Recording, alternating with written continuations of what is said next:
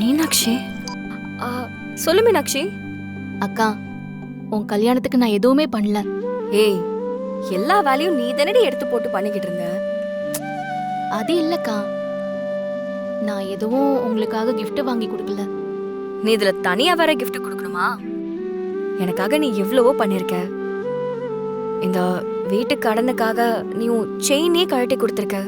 இதுக்கு மேல நீ எதுவும் பண்ண வேண்டாம். அந்த செயினை அவங்க திருப்பி தந்துதான் ஆகணும். அது வேற, அதை விடுக்கா. அக்கா, உனக்கும் மாமாவுக்கும் நான் எதுவுமே செய்யல. அதான் ஒரு சூப்பர் gift ரெடி பண்ணிருக்கேன். என்ன gift?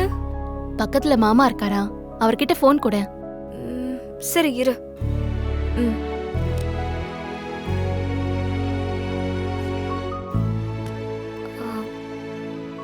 எங்க மீனாட்சி உங்ககிட்ட பேசணுமா?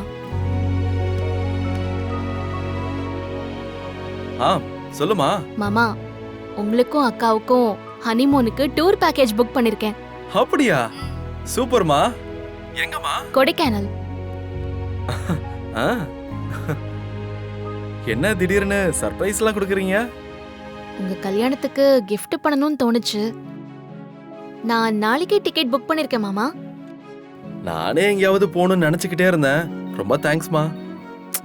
என்ன மாமா இதுக்கெல்லாம் தேங்க்ஸ் சொல்லிக்கிட்டு? சரி, நான் போனை வைக்கிறேன். டிக்கெட் டீடைல்ஸ்லாம் அப்புறமா அனுப்பி வச்சிடுறேன். ஓகேமா, தேங்க்ஸ்மா. ஏய், என்ன குழந்தைன்னு சொன்னதுக்கே வெக்கப்பட்டா எப்படி?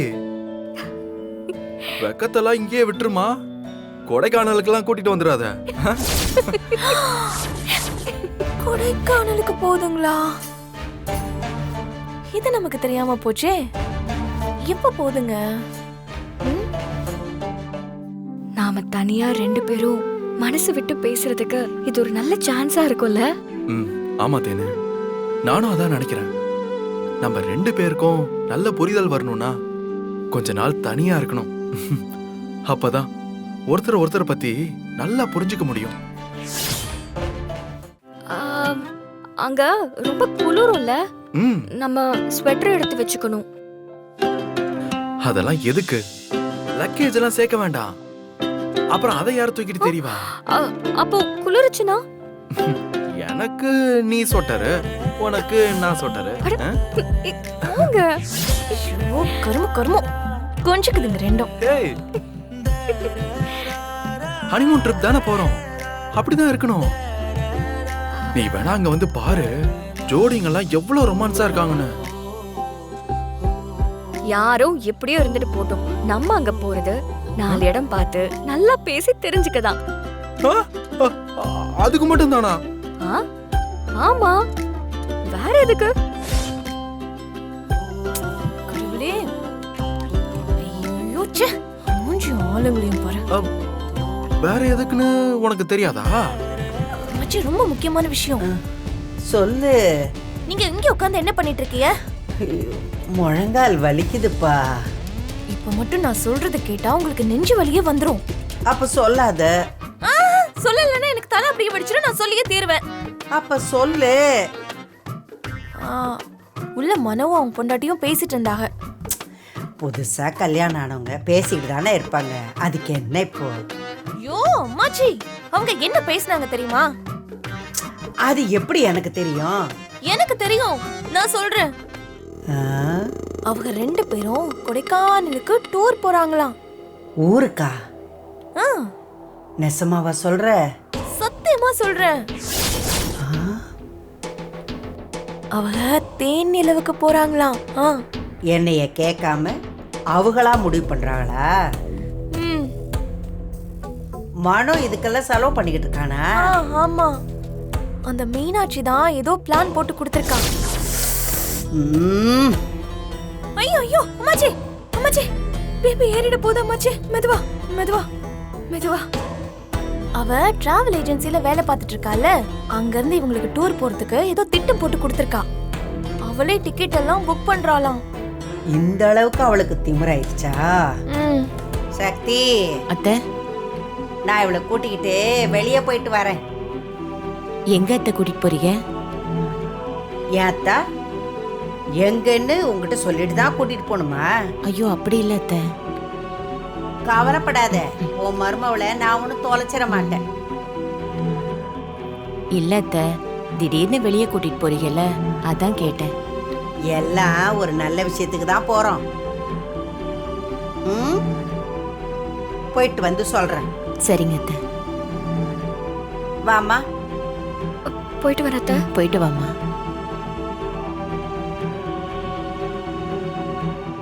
அந்த ஈவெண்ட்ல 250 பேர் அசெம்பிள் ஆகுறாங்க. ஓஹோ. அவங்க எல்லாரும் 10 கலர்ல 250 டிசைன்ல ட்ரெஸ் போட போறாங்க. அந்த ஆர்டரை ஆக்சுவலா வேற ஒருத்தருக்கு கொடுத்துருந்தோம். அவருக்கு கொஞ்சம் உடம்பு சரியில்லாததால இன்னும் பண்ணி முடிக்காம இருக்காரு. இது உங்க நல்ல நேரமா எங்க நல்ல நேரமான்னு தெரியல. கரெக்டா இந்த நேரம் பார்த்து நீங்க வந்திருக்கீங்க. இந்த அன்னபூரணி காலடி எடுத்து வச்சா நல்லதே தான் நடக்கும்.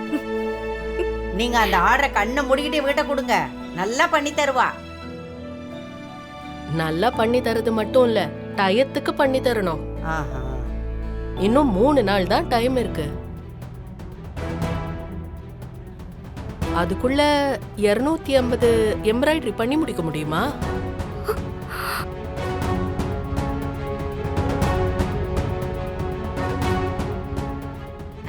அதெல்லாம் முடிச்சிருவா, நான் கேரண்டி.